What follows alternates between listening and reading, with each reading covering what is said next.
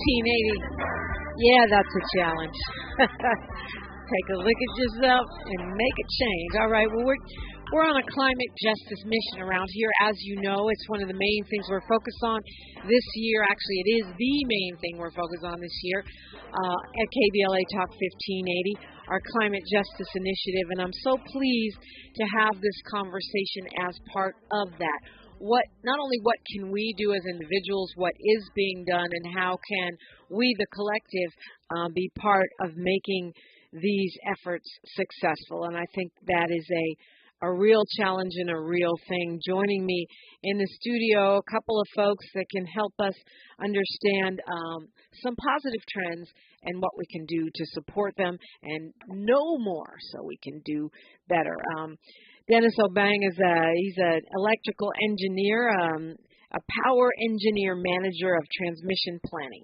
I don't know what that means, but I'm sure he will enlighten us. He's been there since 2021. What he does is oversee the planning of the LADWP's transmission system. He was a supervisor of Western Transmission Planning, overseeing affected system interconnection studies, regional transmission planning, and much more. Welcome, Denis. Well, thank you. Thank you for coming in. And by the way, if you are hearing things and you have questions, you know you're welcome to participate at 800-920-1580. Also joining us, President and CEO of something called Slate-Z. She leads a backbone team in guiding a partnership of activities through the South LA Promise Zone. And she's an accomplished nonprofit professional. She's been in a number of different positions that are impacting South LA specifically. Now she's going to explain to us what this work that she's doing is at Slate-Z. Zahirah Mann, welcome. Thank you so much for having me. Yeah, thanks for coming in. So let's start there. What is Slate-Z? What are you doing? I mean, I obviously read the website, but so many times you hear these kind of mission statements and what is it? And so you go to work and you do what, Well, I always love talking about our work at Slate-Z. So Slate-Z is an acronym. It stands for the South Los Angeles Transit Empowerment Zone. It's one of the 22 federally designated Promise Zones. They were designated under President Obama. Slate-Z was designated, the South LA Promise Zone was designated in 2016 and ended up being one of 4 Promise Zones throughout the state of California. Each Promise Zone is focused on addressing poverty, and that's what we do at Slate-Z. The lead agency for the South LA Promise Zone is LA Trade Tech, our local community college, which we all know and love. And we have around 100 cross-sector partners who have come together around this mission of economic revitalization of South Los Angeles. And the way that we do that is by connecting economic revitalization and environmental sustainability. We started when the K line, formerly the Crenshaw line, was coming in through South LA, and we were looking at, we know that there was going to be economic development and economic activity. How do we help to address that, harness it, and ensure that we have these other issues that we care about that are incorporated and focused on at the same time. And so we have 5 levers of change: jobs, small business and entrepreneurship, transit, education, and public safety. And we do all of that through this through line of how we started, which is economic revitalization and environmental sustainability. When we talk about environmental sustainability, and transportation is always like in the middle of that conversation, because a lot of the damage that we do to our planet comes from cars, trains, trucks, planes. It's transportation, right? And as an engineer, it must be a fascinating time to watch the shift that's happening. Why is DWP important to that? Thank you for having me. First of minor correction. I'm a director. I'm no longer a manager, so I'm a director of system planning. DWP, my role is the planning of generation asset, transmission asset, distributed energy resources, distribution system, energy efficiency. All of that is to transition the city of Los Angeles to a clean energy future. So I have a bigger role now, so that's what that question is very important to me. Now, what we're doing to address the transportation problem, why DWP is important. DWP is dedicated to meeting 100% by 2035. We also 100% recognize green energy by by 2035. 2035. DWP is also understanding that we have to do more. It's not just the electric utility. We have to do more from transportation, decarbonization. So as a result, we are committed to do that. But as a public agency, we take our work seriously and we want to put our customer first. So we want to ensure that as we transition into a clean energy future, we bring our customer along with us by enabling them to have access to go electric as well. How are we doing that? We are providing rebate for used car for some of the disadvantaged community to have access to EV. We're also providing EV for anybody who wants to buy electric charger, so we give them a rebate as well. So these EV is electric vehicles for those not following the bouncing ball. Yes. Yeah, so you're saying that the Department of Water and Power is providing these rebates for electric vehicles, like what we've seen in the past with a washing machine or a refrigerator, which is interesting because the Department of Water and Power doesn't run gas stations, right? But that power grid is part of your responsibility. Exactly correct. I think we're doing something different that other utilities are not doing. We finished what we call the equity strategy study. What it does, it told us a little bit more about how do we ensure that as we transition to a clean energy future, that all that investment benefit all our customers, and more importantly, those communities that are being pushed to the margin, underserved community. And that's a huge issue in California because a lot of the solar power went to people who are already rich and affluent. Now they're saving money on their power, and those of us who are not wealthy, those of us who live in South LA, end up, or whatever your equivalent in the city you're in, wherever that black community is, doesn't always get the benefit of these rebates. That you can get this much off your $100,000 car, or or the solar energy you're putting on the roof of the house that you own. Exactly. That may not help renters. That's where the equity piece comes in, right? Absolutely. And the program that was, or process that was just mentioned, that equity strategies effort, LADWP did an entire process where they were able to bring together very many different stakeholders, including Slate-Z and a lot of the community-based organizations that we work with, in order to discuss what is really needed in order for these pieces to be effective, so that we no longer have these electric vehicles or ways in which of thinking about greening that are thought of as luxury items that are not for our community, but how can they actually work for our community and be incorporated in ways that allow our community to thrive as well. And so really appreciate all the work that LADWP did around that, and then they're continuing it through a second phase. And the equity piece is really important. We have a number of different projects that we work on with a vast number of partners, including LADWP, that focus on environmental sustainability and various mobility options. So one is a universal basic mobility pilot that is happening in South Los Angeles. One of the locations for a piece of infrastructure under that pilot, which are EV bikes. So these electric bikes, and there are, I think, around 200 or 250. We had a kickoff through LACY, which is the Los Angeles Clean Tech Incubator, which is the head for that project. All the efforts are led by LADOT. They're the Department of Transportation. Thank you. I mean, that's like a regular word to you guys because you say it all the time. Yes. Not all of our listeners, but yeah. So I read about the EV bikes. It's like almost like a bike library at this point where you can borrow a bike, check one out, and check it back in. Eventually, this will be for people to rent, right, anytime. But at this point, the pilot program, from what I understand, is still free. Yes, and that's exactly what it is. It's a library, so it's an e-bike library that is under this particular grant that, again, the Los Angeles Department of Transportation is the lead agency, and the funding is coming from the City of Los Angeles and the California Air Resources Board. And their partners, Right On Bike Shop is one of the entities, which is right over here where the studio is located, Scope, Trust South LA, Esperanza Community Housing. There are lots of different entities who are part of that, so that if you see these bright orange bikes throughout South LA, you know that that's where they're associated with and connected to. And if you want to try to get your hands on one of those bright orange bikes, they can reach out to those organizations. Absolutely. Or go to the Ride On Bike Shop which is in Leimert Park right there on Degnan. You're welcome in the conversation, 800-920-1580, 800-920-1580. I'm Dominique DiPrima, and we are unapologetically progressive, KBLA Talk 1580. A safe place to go loud. A great place for progressive politics. KBLA Talk 1580.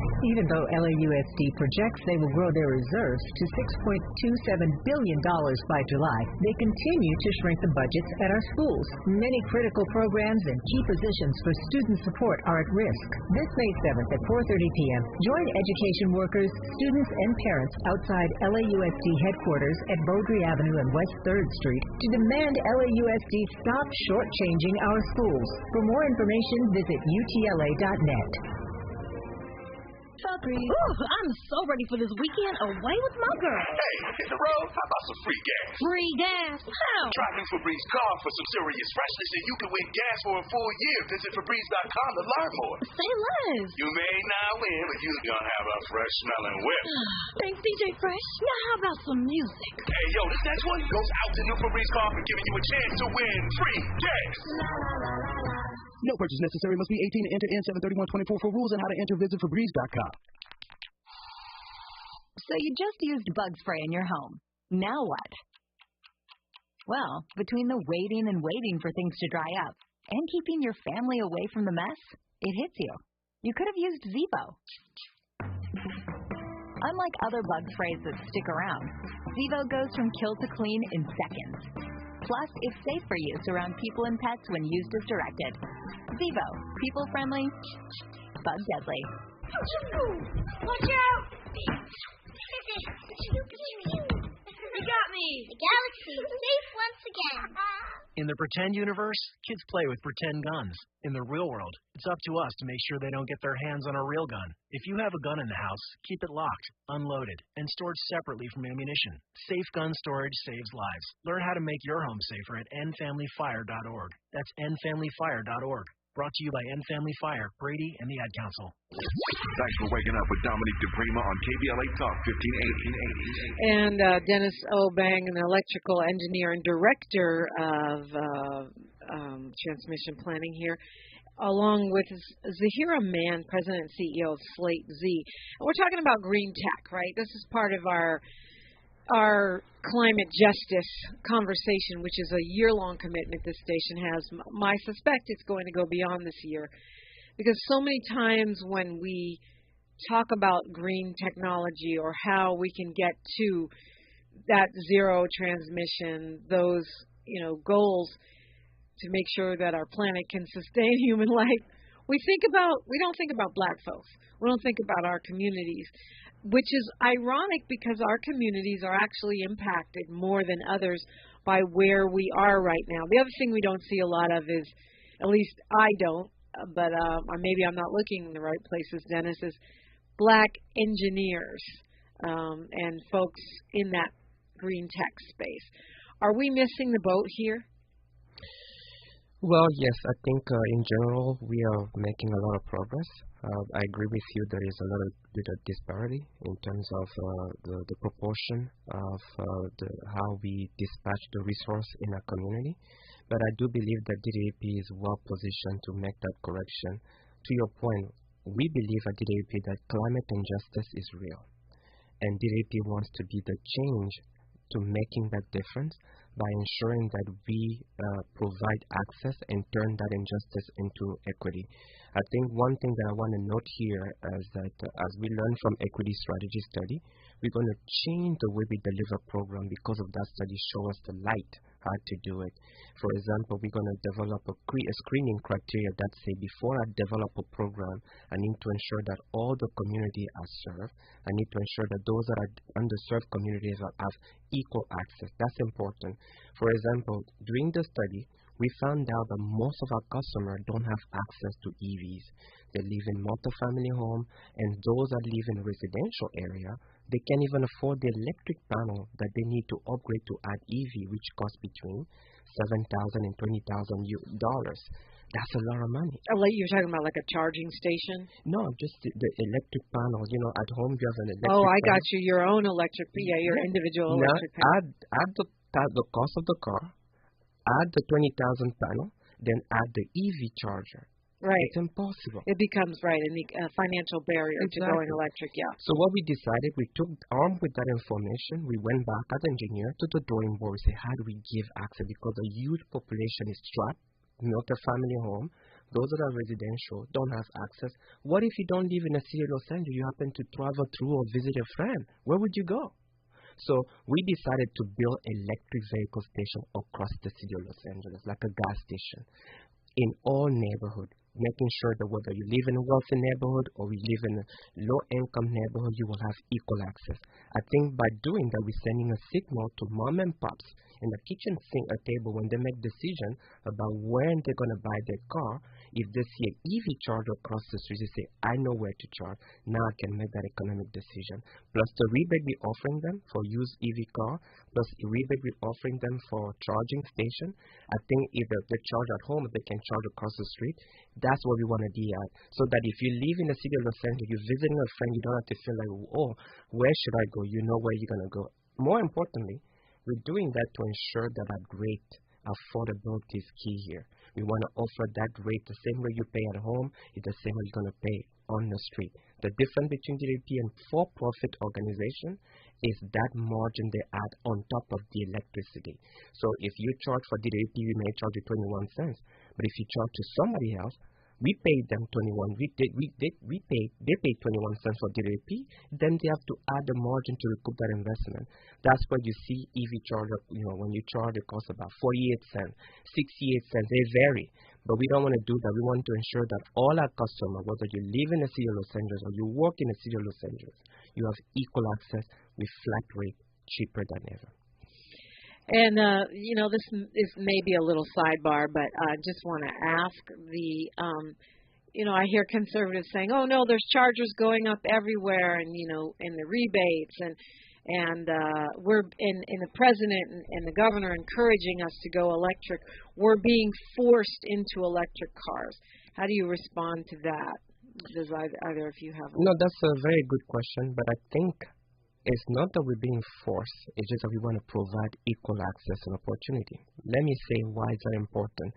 When you compare electric car with a gas car, we call internal combustion engine. That's the car we have today.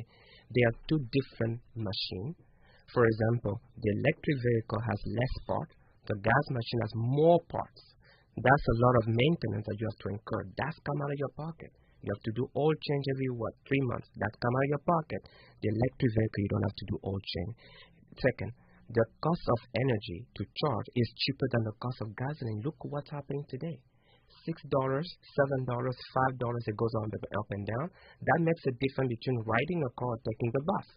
The cost of charging is also expensive. Smog check, you don't have to do with electric car. Electric vehicle is simply a more efficient machine than the alternative. That's number one. Second, the second one, pollute.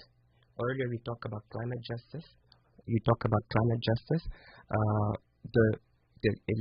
car that we have today, so there are two gases that come out of it. CO2, which is a carbon content, but there's another gas called nitrogen oxide, which is dominated with a lot of nitrogen.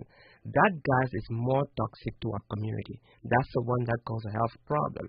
By removing those cars off the street, our community get to breathe cleaner air. That's what we're doing this. Go ahead.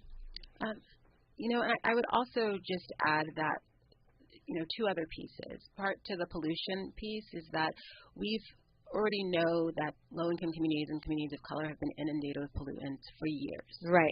And that inundation of pollutants for years also has all of these negative impacts that are now being felt by the entire world in the form of climate change. And it's not like they never existed. It's just not dependent on who actually experienced them. And so actually addressing and being able to address all these greenhouse gas emissions is also to help clean up our community so that we can breathe cleaner and our children don't have asthma. We don't have all these other issues that relate from pollution impacts. I would say the secondary piece, whenever I think about all of these environmental issues, people can come at it whatever way makes the most sense for them. It might be an economic decision because it's less expensive. It might be a health decision because it's something that's going to be healthier for communities and for children and for families. But then it's also an infrastructure decision. If we're moving, and we know that we're moving towards a society where we're going to have more electric vehicles, if communities like South LA, for example, don't have the infrastructure, it's like not having a gas station. And if you don't have that, people cannot actually come and take part of the economic engine that is occurring within a region if there's no ability for them to get there, and then once they're there, charge their vehicles and then be able to move about the way. So the same as like not having a gas station. So if you've ever gone through different parts of California or broad stretches of the South, you know that when you don't have a gas station, you're in really big trouble, and you have to plan and make those calculations. It's the same way in urban communities. So we need those charging stations. Otherwise, we're actually eliminating an ability for that level of economic activity within the area. And one of the things that we're doing that exists within the Universal Basic Mobility Pilot, and then another effort that we're working on that is a transformative climate communities project called the South LA Eco Lab, is putting more EV chargers within South Los Angeles. And they'll go into parks and areas near libraries, places where there is more charging ability. And the Universal Basic Mobility Pilot also has a piece, as do some other projects that we're working on, that incorporate the ability to test out an EV. See how it works for you. And what we found is that when people have access to them, they're able to do all of the things that they're typically using other modes of transport or relationships to do. They're going to pick up groceries. They're going to go visit a friend. They're going to a doctor's appointment. So it's about livability. And everyone wants livability regardless of where you are on a political spectrum. Yeah, we're a minute and a half out from news, traffic, and sports. We'll take Randy from Watts. We may have to answer your question on the other side. Hi, Randy. How we doing here? I hope you had a great weekend, Dominique. I did, but I got a bone to pick with you, but we'll do it later. I heard you talking to them kids on the air on Saturday. I was about to call in and box you, but anyway, go ahead. Yeah, but anyway, on the other side, we can answer this. To our engineer there, we've got a charging facility here in South Central, right on the border of Linwood and Compton. It's for the Nikola EV 18-wheelers, and they're using diesel generators to charge the trucks. I counted 4 generating satellites with 3408 Caterpillar engines in them, and they're running almost 20 hours a day to charge electric trucks. How long are we going to have to see that? Because they say that they can't get enough wattage in there to charge it. All right, Randy's a truck driver. I bet that surprises you. We have news, traffic, and sports right here, Randy, and then I'm sure Denis Obiang will have some interesting thoughts about the question that you've raised around generating the electricity to power those charging stations. That's next on KBLA Talk 1580. She's reclaiming her time on KBLA Talk 1580. More First Things First with Dominique DiPrima when we come forward. I'm Mike Moore. Here's the latest from the Black Information Network. House Speaker Mike Johnson will face a vote this week to remove him from the speakership. Democrats, however, say they'll vote to kill the effort led by Georgia Republican Marjorie Taylor Greene, effectively ensuring Johnson keeps his job. Greene plans to force the vote on the motion to vacate the chair in the coming days. She's been critical of Johnson for a series of deals he's cut with Democrats. The mayor of New York City is defending the police crackdown on college campus protests. In an interview with ABC's This Week, African-American Mayor Eric Adams said law enforcement is obligated to terminate threats of violence.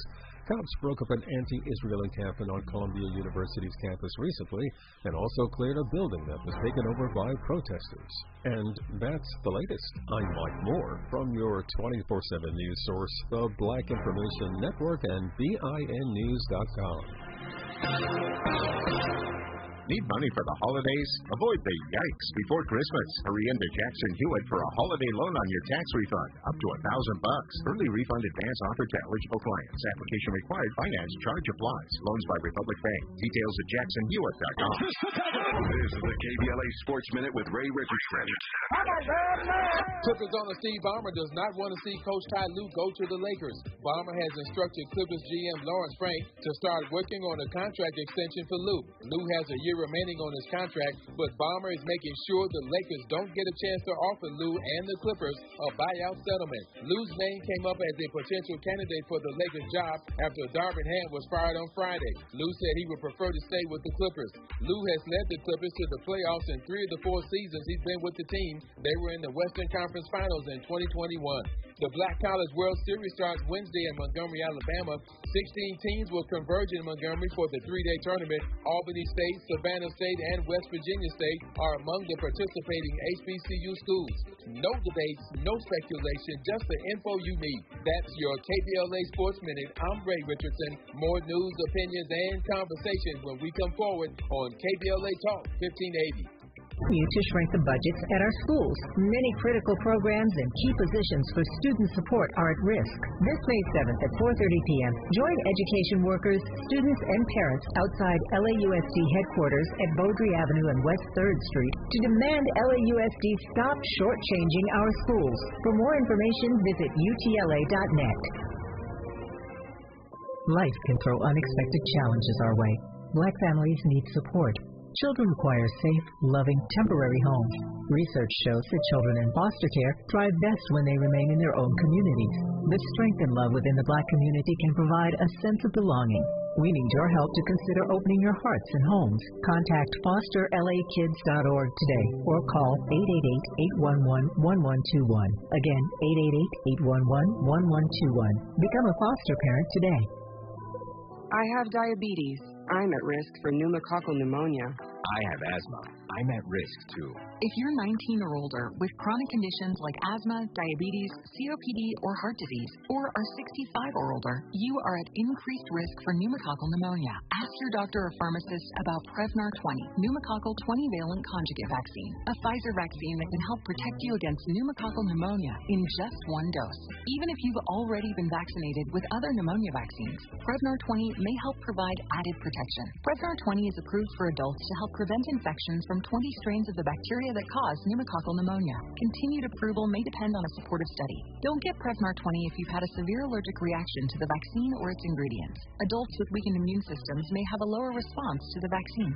Side effects include pain and swelling at the injection site, fatigue, headache, muscle, and joint pain. For full prescribing information, please call 1-855-213-2138 or visit Prevnar20.com. When you use Bounce dryer sheets and your clothes look amazing, it's the sheet. Less static in your life? Yeah, it's the sheet. Smelling fresher than ever? It's the sheet. Oh, so soft fabric? Ooh la la. It's the sheet. Less wrinkles on your clothes? You know it's the sheet. Bounce dryer sheets. More freshness, more softness. Less static, less wrinkles. It's the sheet.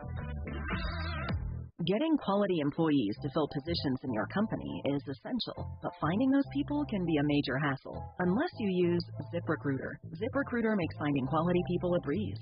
ZipRecruiter's advanced technology identifies candidates with the right skills, sends you great matches, then you can easily invite them to apply.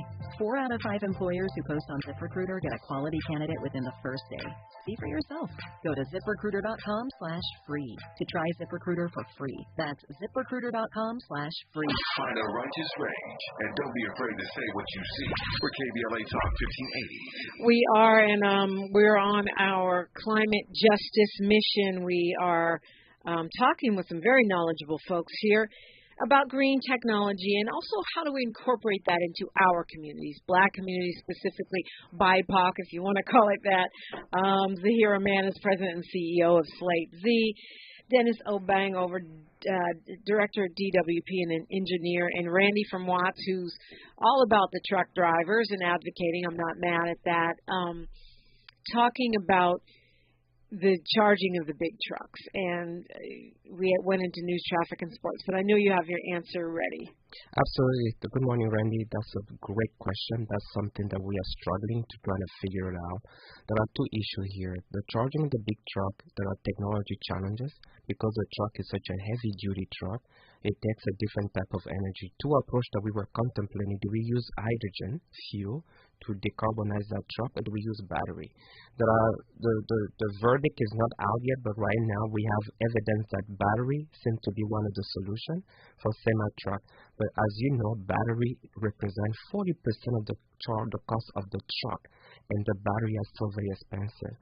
So one thing we are trying to figure out, DDP will do its part. What we're trying to do, we're working with the White House because they have new incentives to make sure that we build trucking electrification from the Port of LA across the city of Los Angeles, following the 10 freeway, the 5 freeway, because those are the freeways that are interstate, so that when you bring your truck in and you carry good, you will have a place to charge.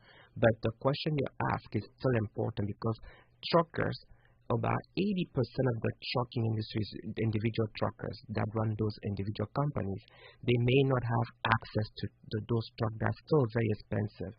The newer trucks that are more expensive, right? Right now, for example, Pepsi has a bunch of semi-trucks from Tesla. They're doing well. But how do we ensure that the local individual also having that truck can retrofit to transition to that clean energy future without breaking the bank? Without breaking the bank. Two things we're working on. I went to state legislator to see what can we do to provide incentive program for those local truckers, and also at the federal level, what can we do so that we move them together so that they too can transition.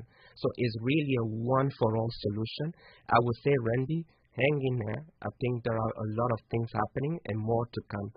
Second, the Biden administration has done a lot in terms of the Inflation Reduction Act funding, where they have dedicated billions of dollars in decarbonizing the grid. One of the things that they're looking at is to ensure that most of the 40% of the investment that we spend when we receive the money goes to disadvantaged community, goes to ensuring that anybody with issue in terms of accessing, whether it's trucking, electrification, or EV car, we can give them those access. I think there are a lot of movement happening. All we got to do is we have to be patient and, yeah. Thank you, Randy. I'm sure that answered the question because that was a very thorough answer. Appreciate you raising the issue, though. Okay. Dominique, you there? Yeah, I'm here. Where would I be going? Yes. Okay. We're finding out that the difference between our conventional diesel engines and our EV trucks, which are not absolutely carbon free, is only 30%.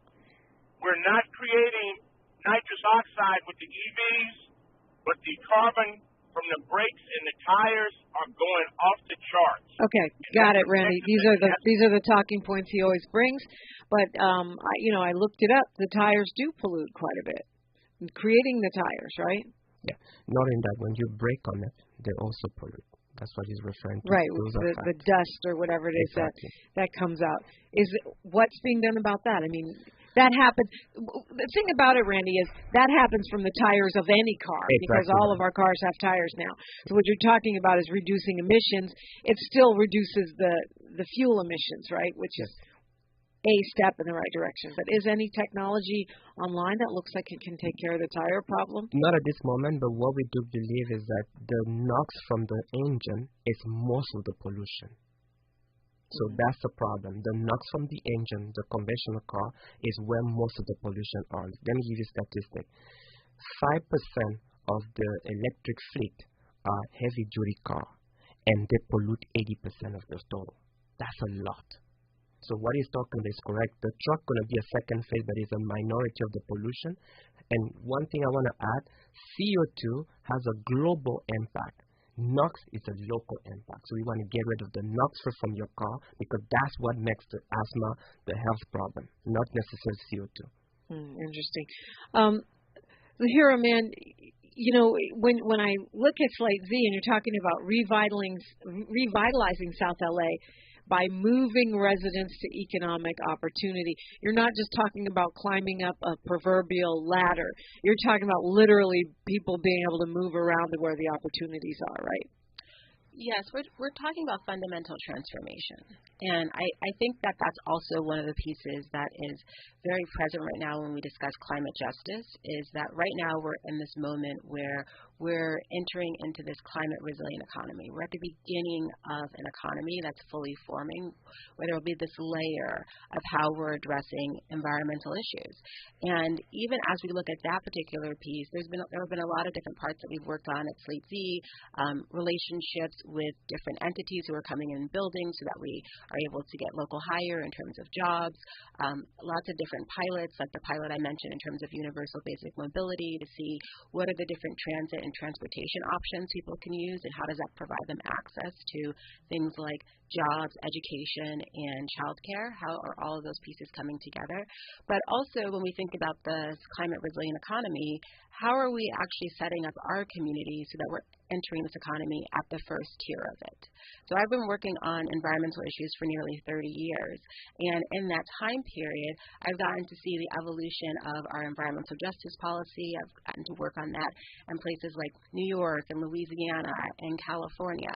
And to see that level of development and this particular moment that we're in has so much opportunity for jobs, for small businesses, for how we think about education. There's already been a high focus on STEM over the years. We now have specific jobs we can look towards if these are the positions that your children will be moving into, and they can understand it in the broader sense. But what we're looking at and what we're hoping to cultivate is we want to see the future CEOs coming out of South LA. And we do it by focusing on it now, which then not only ensures this level of wealth building from jobs and small businesses and other efforts within South LA, but it also means that you set the culture of an industry. And unless you're at the beginning of an industry and the beginning of a sector, you can't really set the culture. But by being really highly engaged and involved now, we want to be able to look at what does the industry look like 10, 20, 30 years from now, and we want to be able to help set that culture so it's more in line with what works for our communities and what our communities need. I mean, the green economy and green jobs, like you said, is coming, but it's actually here now, right? And the thing that worries me as I think about the digital divide and how in the beginning of the sort of internet explosion, we were left behind. By we right now, I'm talking about black people. We were left behind. And I don't think caught up. We're consumers. We're right up there in the front of the pack when it comes to consuming. Everybody got a phone, a gadget, a this, a that, a game. But I don't, I think we're doing better. But how far behind are we as a black community, as low-income communities in this green economy, this green tech, which is right now? I mean, the Biden infrastructure, bill is one example of that massive expenditure that's coming down the pipeline right now to green up our infrastructure. Well, I would say we are quickly getting to where we need to be and quickly catching up. So part of what we've been doing at Slate-Z is we work to meet our partners where they're at. So if we have partners who are working on business issues, we've been embedding these concepts of climate resilience and the green economy. And at first, there was a little bit of, that's a bit outside of what we work on. Workforce development partners, a little bit outside of what we work on. But being able to show people what is the opportunity there, we're talking about $1 trillion of investment. That is what these infrastructure and climate resilient investments are. It's $1 trillion of investment. We are never going to see an opportunity like this again. And so we have to capture it and harness it in ways that we've never done before. And if we don't, then what will happen is exactly what happens every other time, is that there's a large investment and black communities, Latinx communities, other communities are left behind because they're not the ones at the forefront. But I can tell you there are plenty of consultants, plenty of venture capitalists who are interested in this right now. And so this isn't something where we're hoping for a green economy. We're in this economy. Right. And really what we need to do is make sure that people are transitioning. And I can share one example of what we're doing that's very tangible. So as part of our transformative climate communities work, which we're calling South LA Ecolab, we work on it with 17 other partners. So there are 18 partners in total, including LADWP, the City of Los Angeles in terms of different departments, including the mayor's office. And within that work, we have a number of projects that interact and engage with workforce development. So one is a project that Coalition for Responsible Community Development is doing, which is training for green jobs, and they're working on that in partnership with LA Trade Tech. But we also have entities like Green Alternatives that does solar panel installation, and they're going to be doing cool roofs. All of these are part of this green economy and workforce development because we need both. We need economic development through climate action, which is that tagline for the South LA Ecolab. If people want to find out more about that project, what can they, is it Slate-Z.org or is there another spot they should go to? If they go to Slate-Z.org, then they can go to our initiatives page, which will tell them they can learn about the South LA Ecolab work, the Universal Basic Mobility work. We also did some work with the Baldwin Hills Conservancy and some other initiatives as well. It's wild to me how these two things are connected, right? The economic opportunity and the greening of our infrastructure and, electric cars, green tech, because, whether it's green metro or green car, somehow we've got to be able to get to where the opportunities are, number one. And number two, we have to be able to be part of this new economy. Otherwise, we're going to be, analog people in a digital world. Yep. Absolutely. I agree. So, I guess I'm teeing that up just because for you, Zahirah, because I'm thinking about, I just don't think people really understand the work that you're doing. And one of the pieces that I talk to my team a lot and that we are really focused on is that the key part to this is communication. Right? There's a narrative shift in communication to ensure that people understand the concepts. As I shared, I've been working on environmental issues for years, and when I finished with my education, that was first as an attorney. So all of the different pieces I was sharing with people were very technical, very wonky, very policy focused, and that's not how the average person understands information. And the way in which we now need to share information has to be the same way that we do when we're just trying to get details out there for people. So when we talk about the green economy and green jobs, let's talk about what are the actual jobs associated with that. Well, give me a few examples. So the one example is kind of servicing these charging stations. So there needs to be the installation of charging stations, but they're not technology that you put in and nothing else happens with them. They need to be serviced. So that's a whole industry in terms of how people do that. Even when we think about, we have a lot of auto repair shops in South Los Angeles. Those auto repair shops, there was an LA Times article a while ago about this. When we look at this transition to a green economy and with more and more people buying EVs, and the rate at which they're purchasing them has gone up dramatically. That also means that those auto repair shops that work on gas-powered vehicles, how are we transitioning and helping people as they're moving to e-vehicles? So either those individuals might be working on electric vehicles. LA Trade Tech has a project that helps with that in terms of people learning how to work on electric vehicles. But that's another piece in terms of that transfer. There are wind farms, so that's farther afield if you're going to travel more for a green job. But a piece of this, and what's really, really challenging, which means that we all have to have our finger on the pulse of this, is this common definition of green job. So we have a list, and Lacey has an understanding of what they consider to be green jobs, but we really need a more comprehensive shared understanding of what falls into the categories of green jobs. And one of the things that we want to do, and we're seeking some resources to do this, is to be able to better define green jobs. And what we want to be able to do is baseline the number of green jobs that we currently have in our community so that we can track where we are now and where we're going. Because if you can't measure something, it's really hard to understand your progress associated with it. There's no accountability. Yes. Yeah, absolutely. And we want that accountability because we want to ensure, again, if we're training the future CEOs, it's happening now. Zahirah Mann of Slate-Z and Denis Obiang of the Department of Water and Power are with us, and we'll continue our conversation when we come forward on KBLA Talk 1580. More of First Things First with Dominique DiPrima when we come forward. When you get nachos, tacos, empanadas, spicy queso with jalapenos, Pepto-Bismol's there. Pepto-Bismol provides fast, effective relief from nausea, heartburn, indigestion, upset stomach, and diarrhea. All the things that can happen unexpectedly on vacation. So before you travel, pack the Pepto.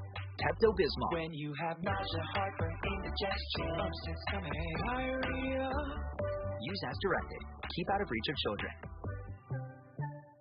Prescriptions require an online consultation with a healthcare provider who will determine if appropriate restrictions apply. See website for details and important safety information. Subscription required. Price varies based on product and subscription plan. Hey guys, did you know there's a generic form of Viagra that works just the same, but is 95% cheaper? And you can get it online? Go to hims.com/joy. Through HIMS, you'll get a free medical consultation, discreet shipping if prescribed, and the process is 100% online. To start your free online visit, go to hims.com/joy. That's HIMS.com/JOY. We see a lot of news about teens vaping, but teens see something else.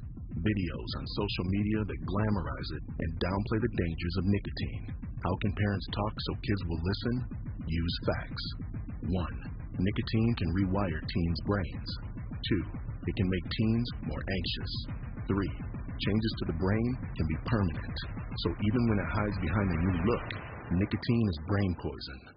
Go to undo.org for more. City of Los Angeles tenants, verify your Emergency Renters Assistance Program status today if you applied for the program. Tenants approved for rental assistance are protected from eviction for non-payment of rent through May 31st, 2024. And it's illegal under law for landlords to refuse rental assistance to you based on your source of income. Refusing assistance can be used as an affirmative defense in an eviction case.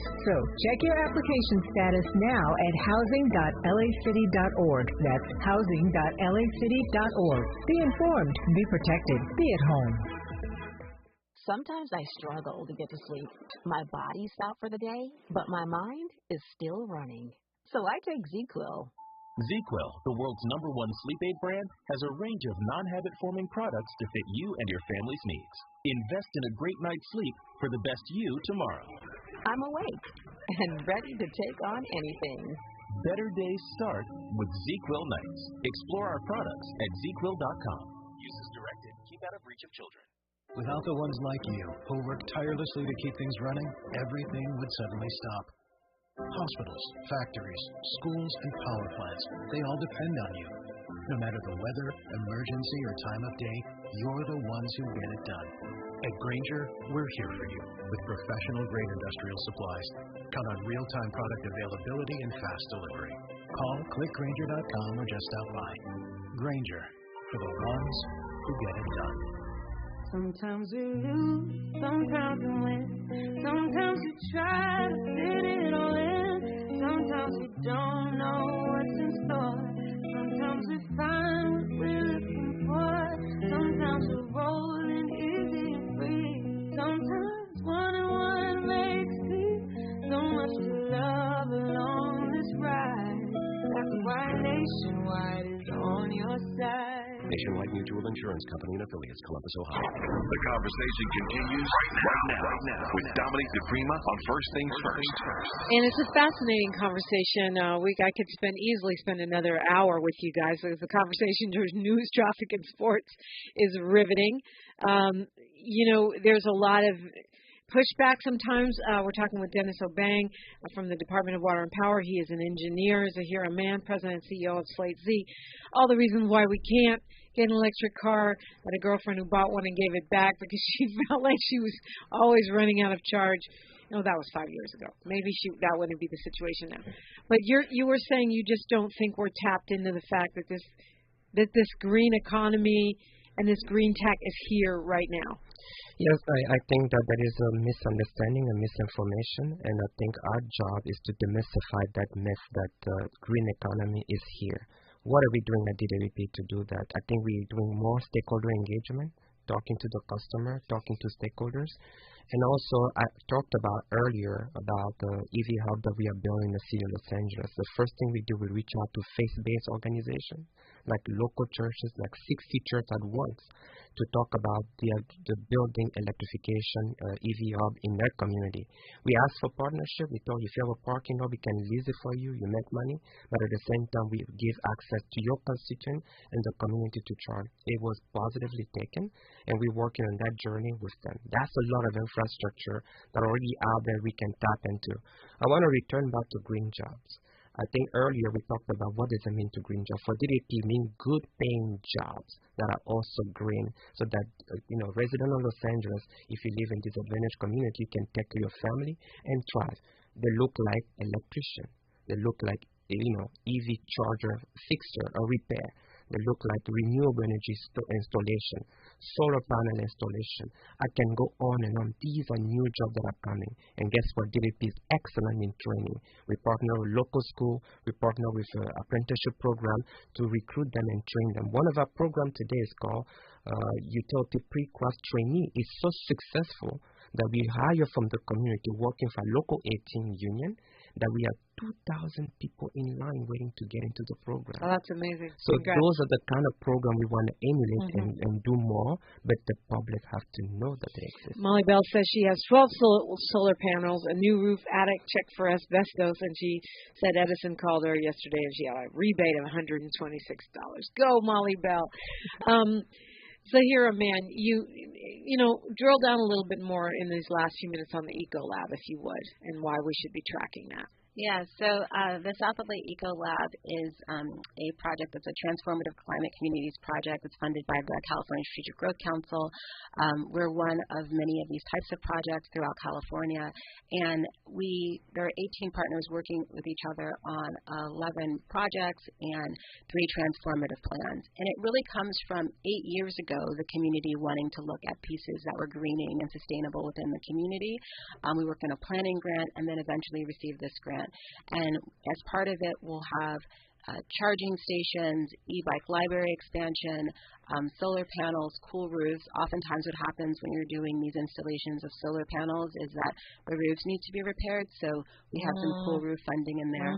But it's all incorporated workforce development and then also anti-displacement pieces for small businesses. So it's a really comprehensive plan. It includes partners like Metro and the LA Department of Transportation, the Mayor's Office, partners like Scope, Community Partners is the lead agency working on it. But that work is going to be complete by June of 2028. And it's in a 3.9-mile area that's just south of Exposition Park.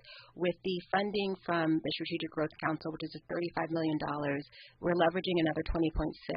So it's a nearly $60 million investment in South LA. And people will be able to see what those investments look like. They'll be shared at Ciclavias. They're another one of our partners. And we will also have community forums. We just had one last week at Harvard Park where we talk about the pieces. We're also going to be planting 6,000 trees, greening in the elementary school, all of these different elements that help with the green economy. So we're really excited about those pieces. But if you ever want to know any more about the South LA Eco Lab or the Universal Basic Mobility work, all of that information is on our website. That also further connects in with our various partners of the work that we're doing. Slate-Z.org, and yours is LADWP.com. I should know that. I'm an LADWP customer. Oh, man. Zahirah Mann and Denis Obiang, thank you guys so much for coming in. It's a wealth of information that you've shared. It's a pleasure. Thank you for having us. Thank you. Tavis Smiley is up next. He always comes in hot on Monday, so he's got a great show for you today. I'm going to leave you with the James Baldwin quote. He says, "The world is before you, and you need not take it or leave it as it was when you came in."